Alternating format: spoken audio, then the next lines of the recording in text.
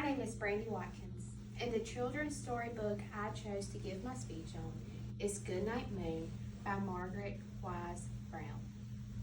First, I'm going to tell you a little bit about the author, and then I'm going to go in and tell you about the book.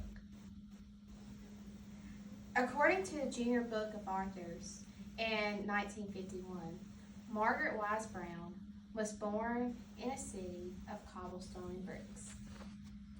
The street she lived on was up a hill, and boats would come from all over the world to see the city.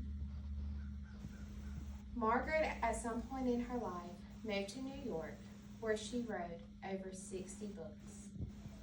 During summertime, she would go to Maine and paint beautiful paintings.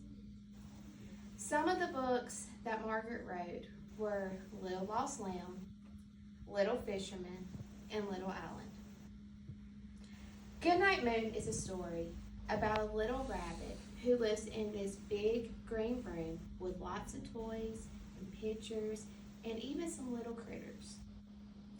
There's a picture of a cow jumping over a moon. There's a picture of 3 bears sitting in a chair. The little critters that live in the room consist of 2 kittens and 1 tiny mouse.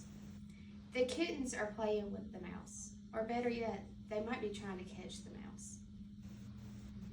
As they're running around playing with each other, you can see a pair of mittens sitting by a fireplace on a rack. You then move and see a playhouse that is sitting beside a rocking chair. And there's someone sitting in the rocking chair, but we'll get to more on that later. Next to the bed is a table. And on that table, you have a lamp that is shining down on a bowl, a brush, and a comb. Now the mama rabbit is the one that is sitting in the chair. She looks at the little rabbit and tells him, shh, it's time to settle down and go to sleep.